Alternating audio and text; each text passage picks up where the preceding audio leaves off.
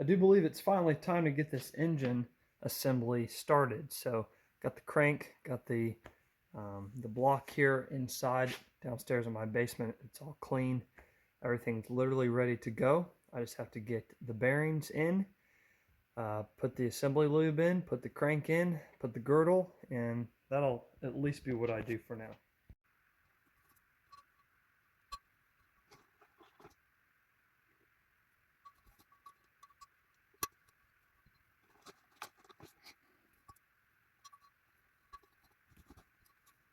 I'll put it in the girdle. I already have my own block.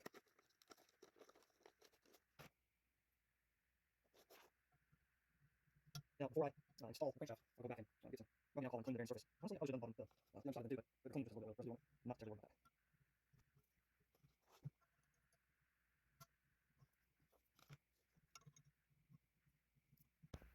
that. Now that the bearing surfaces have been nicely cleaned with isopropyl alcohol and left to dry just for a bit, it's time to put some Permatex Ultra Slick on these bearings and drop the crank in.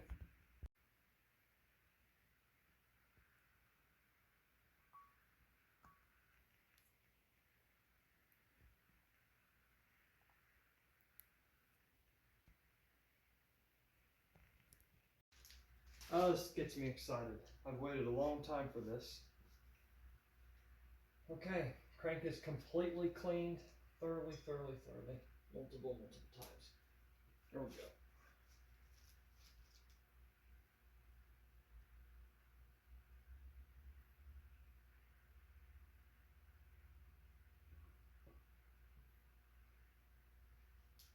Okay, and she's in. Spin it around a little bit.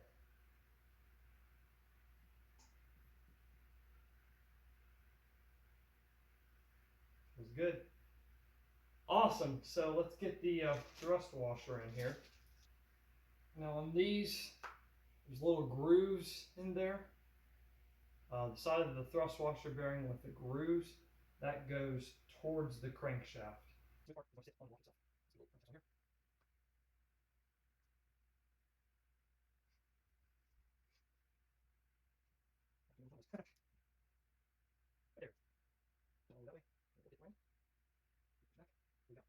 Okay, next step is putting the Permatex Ultra Slick on this girdle and getting it in place. I need to remember which side is which.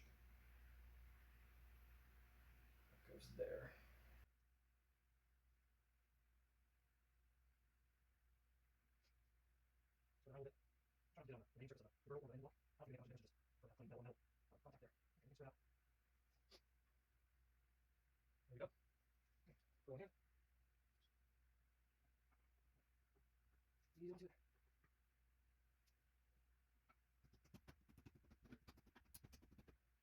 I have my main bolts here that I've been soaking in oil for a while. I've already wiped them off pretty good. Just to give them a good coating, I'll wipe them off again. Wanted the threads to have just a slight bit of oil on them, and the top washers to definitely have a little bit of oil on them. Helps with torquing them down properly. I have the manual here, and I'm going by the spec here and what it tells you to do. Just follow the order of the torquing down sequence: 1, 2, 3, 4, 5, 6, 7, 8, 9, and 10. And my manual says 52 to 54 foot-pounds. I'm going 54. It's in the manual. That's what I'm going to use. I'm running boost, so might as well go for that 54. Let's get it. All right, I've already got them snug, so it's time to get them torqued down a spec. Here we go. Following the manual, 54 foot-pounds.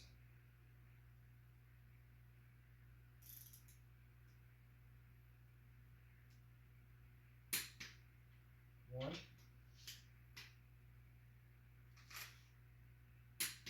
two,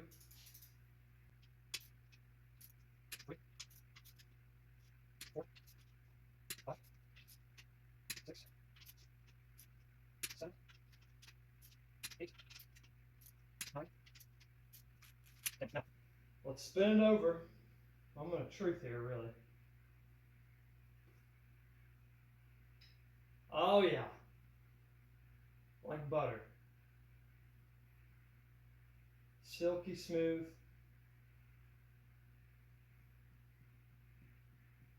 Definitely have some end play, which I need to measure. There's a spec for that in the book, and you'll need a dial indicator for that. And the end play is really just the end of here or the other end, all the way this way, and then pushed and see how far it moves with the dial indicator. But everything is very smooth. Really happy with that. I'm going to go back through one more time, check all the torque in the same sequence, just to be sure. 10. We are bang on. Yes! It's awesome. So here, come take a look. The crankshaft is in, bearings are in, girdle's in, everything's torqued to spec. Rotates super smoothly. I got my oil pump back from my buddy who made me some custom plugs for the balance shaft delete kit because mine just was not fitting properly. Anyways, I just got it all cleaned up with a bunch of purple power and, you know, did the best that I could. I'm not going to go crazy with it, but this whole thing was covered with, you know, this kind of stuff, the old oil. Got it cleaned off, and then I noticed all of these awful cracks everywhere. Here, 1, 2, 3 there, one there, and they're not casting marks. I know the difference. These are cracks. Maybe I over tightened them. Maybe when he had to press these in it cracked, but either way, this back plate is cracked, so maybe I'll just go on the hunt for a used pump and maybe use that that backing plate, because I already checked and shimmed, or not shimmed, checked with feeler gauges the pump itself and the gear inside here, and it was to spec and good. And I know this is an OEM pump, at least from what I can tell. So I want to use this. So, well, might be a little bit longer until I put this on, but that's okay. I finally got my Honda engine here in the shop and on my engine stand. It's covered up at the moment. I got this laid out, got my pistons and rods. I'm going to clean them up, check them all out, lay it out, and start assembling the connecting rods and the pistons. I'm weighing everything on my little precision scale here in grams, of course. It's nothing that pricey or anything, so, but I'm weighing everything on the same scale, so to get the best kind of accurate measurements I can. And I have everything laid out, 1, 2, 3, 4, and I took down all the measurements, the weights, if you will, and then added them up. I did the pins, the pistons, and the rods. I did not do the rings yet, and I could and I might. Anyways, here's what I get. 981.8, and the heaviest is 984 grams. 984 grams, lightest is 981.8 per my scale. It's not that big of a difference. I would, of course, anyone and everyone would like it to be like perfect, but that's just not realistic. I could spend some time and, you know, shave some stuff off of the connecting rods and get them super, super close, but I'm pretty happy with this. But what I might do is play around with some of the slight differences in the rods, pins, and pistons, and see if I can get some of these just kind of be a little bit closer. These two are awesome, and those could be on the same 2 and 3 or 1 and 4 together, but that difference to that difference right there is a little bit much, so maybe I can mix and match a few pieces and see what kind of math I get there. I took a little break and did some math and tried to figure out, okay, how can I make the difference of 981.8 grams to 984 be a little less between the heaviest and the least amount of weight. So what I did is kind of did some math, kind of looked at the differences. When you see a 0, that means it was the heaviest, and then everything else is negative to what the heaviest was in grams, or 0.7 of a gram for this. Then I kind of did some workaround here. This makes sense to me, but anyways, I combined. I cannot speak. I'm sorry. I mixed and matched some stuff and then did the math. So what I have now is the lightest is 982.3 grams. The heaviest is 983.6 for a difference of 1.3 grams. That's a good bit less than 2.2, so I'm happy with that. And then everything is pretty close. So this is the combo I'll run with the number of, that's the rod number here, the piston number, and then the pin number to get this math. And then I will figure out which two to run together, and then the other two to run together. All right, so everything has been thoroughly cleaned and made sure everything's good to go. I have a small thing of oil here to put on the pins and start to put the pistons on these rods. Also have the rod bolts soaking in some oil per kind of the manufacturer's instructions, which I went with Manley pistons and rods, and they are ARP 2000 bolts. So let's get cracking on this.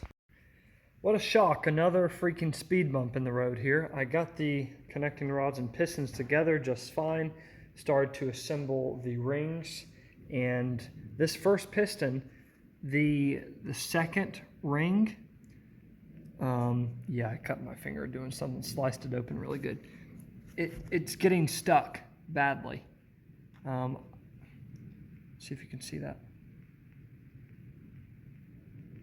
It's hard to do this one-handed, but I can get it to move okay, but it should not be this hard. Take a look at this second piston and you'll understand.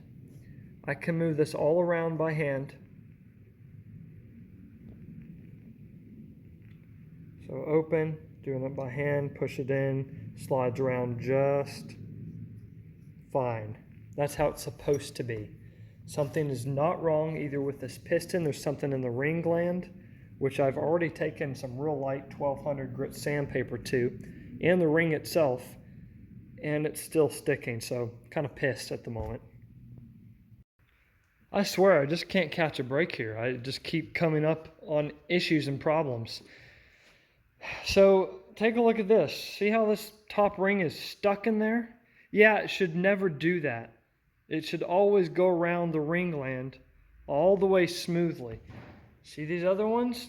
They flop around just fine, go in and out just fine. They were not bent. Nothing is the matter with them. They move in and out pretty smoothly, just like they should. This one, just like the second ring on, I think this first piston that I'm just going to run with, the problem is not the ring gland, it's the rings. So I did buy these pistons on closeout from STM, and they must have, when they test fitted the rings, they filed them and bent them, because this is insane. It should never do this, ever. Now you go to a certain point and it'll fall. Great. You keep going around, it gets stuck. And you might even be able to see this on camera. Let's see if I can. Yeah, you can literally see it on camera if you look close enough. Look. That's warped. It's bent and bad. I can't use this. So I'm going to have to order a new set of rings or something. Maybe 2 to get another second ring here to be on the safe side, and refile them. They were filed for a pretty big gap, actually, like, what is it, 0.026 or something, which is pretty large for this, but it's not a real problem. It's just for high boost, which I don't really plan to do with this build. But anyways, I'm kind of upset. I spent almost all day cleaning this, prepping it, getting it ready to go on the block, and now I can't even put them in yet. So this will be on hold for a bit until I get another set of rings.